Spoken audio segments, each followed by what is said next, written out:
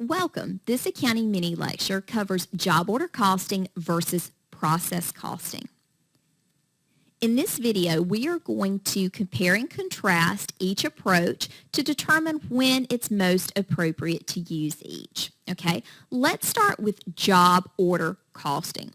This is typically used for the production of large, unique, or high-cost items.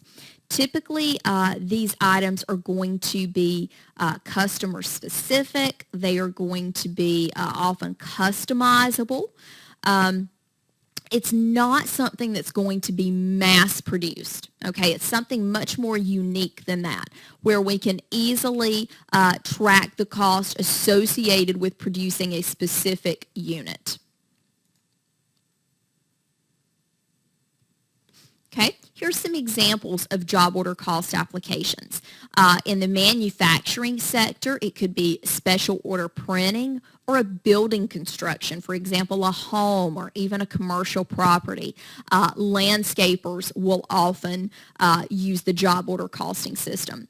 Service industries also frequently use this approach. For example, hospitals, law firms, accounting firms will often use the job order costing approach. Okay, so let's look at some events that occur when we're job order costing. The first thing that happens is we receive an order from a customer. So maybe the customer calls, or maybe they submit an order electronically. At that point, we need to estimate the cost to complete the job, because the customer is going to want some sort of quote or bid on this particular job. And again, we're probably not going to have a standard price list because each job is customized. So it's going to depend on the particular specifications that this customer has. Okay, at that point, once we estimate the cost to complete the job, we're going to negotiate a sales price with the customer, and we're going to decide whether or not it is profitable for us to pursue this job. And then, of course, the customer is going to decide whether they wish to pay the price that we've quoted them. At that point, assuming that we're willing and the customer's willing, we're ready to schedule the production of the job. Okay. Now, in contrast, process costing is appropriate when items are mass produced. Okay. It's going to be identical, indistinguishable items, okay, in which it would not be economically feasible to trace the cost to a given unit. And here we can look at some of the pictures here as great examples. For example, crayons.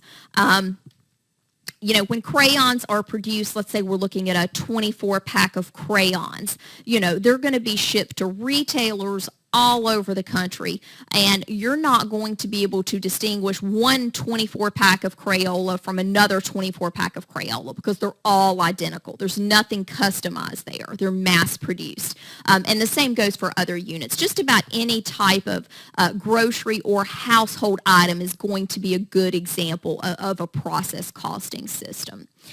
So again, we'll do just a very high-level comparison. Job order costing is usually customized orders. It's unique products, low volume. There's a lot of flexibility there due to the customer specifications, and there's low to medium levels of standardization. The standardization is usually pretty low level. Process costing, we're talking about repetitive operations. We're talking about homogeneous products, which simply means that they're identical and indistinguishable. High production volume, there's little flexibility there. The product is going to be made one way for many different customers, and there's going to be a high degree of standardization.